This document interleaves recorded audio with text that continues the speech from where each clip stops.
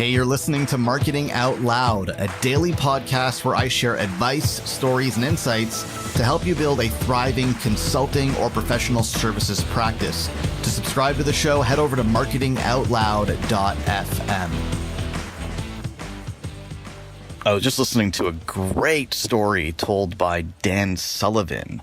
Dan Sullivan, if you don't know who that is the founder of a coaching organization called Strategic Coach that helps entrepreneurs build better businesses and embrace what he calls their unique ability as entrepreneurs. So Dan Sullivan, on this podcast episode where he's a co-host with Joe Polish, the podcast is called 10X Talk, was talking about the fact that he's been through 7 economic downturns over the course of his career. And Dan is in his 70s. Been running Strategic Coach for about 40, 50 years. And he was telling the story about how they got through the crisis of 2008. And he said that he said to his team, we've got to stay focused on 2 things to get through this. One is we've got to stay confident. And 2 is we've got to maintain our capacity. We've got to keep our people, maintain our team, make sure we don't lose our people. And Dan said that the reason why he wanted to focus on those 2 things was because most of their competitors at the time were thinking about scaling back. They were thinking about cutting costs, conserving resources, scaling back on their team, letting people go so they could survive.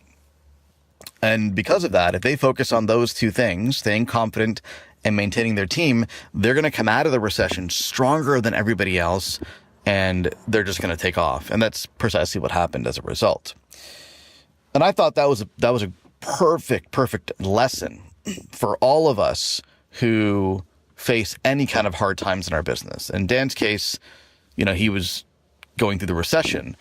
But whether or not there's a recession, anytime there's a rough patch, it could be due to external events, an economic downturn, a recession. It could be a competitor who is stealing market share. It could be some other macroeconomic events taking place. It could be just some micro stuff where, you lose a client or you lost a chunk of your revenue. Anytime you face those kinds of obstacles or adversities, your knee-jerk reaction is going to be to scale back. It's going to be to conserve. It's going to be that scarcity response. That's human nature. But you've got to fight that.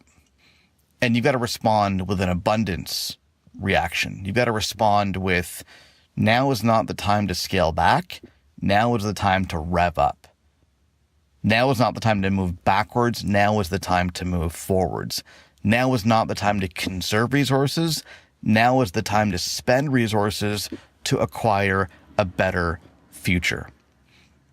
That's something that I think we can all learn from. I know I can learn from that. There have been so many times in my business where I thought, you know what? Let's just buckle down. Let's conserve resources. Let's not spend too much money.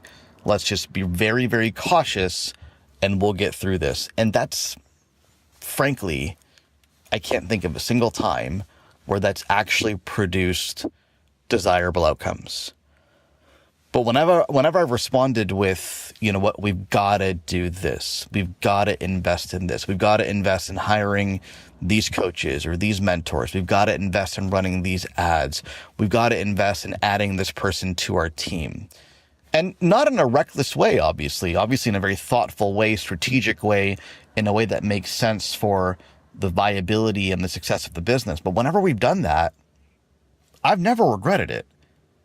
I've never regretted hiring a coach or a mentor. I've never regretted running an advertising campaign, even when we lost money, because we learned things. I've never regretted adding somebody to our team, even when cash flow wise, it was a bit of a stretch. Those decisions have always worked out. So I think there's something really powerful here. Whenever your gut or your knee-jerk reaction is to scale back, you got to fight that and rev up instead. Hey, thanks for listening. Do me a favor. If you like what you hear, go on iTunes and leave us a rating and a review because it helps more people discover the show. Thanks so much.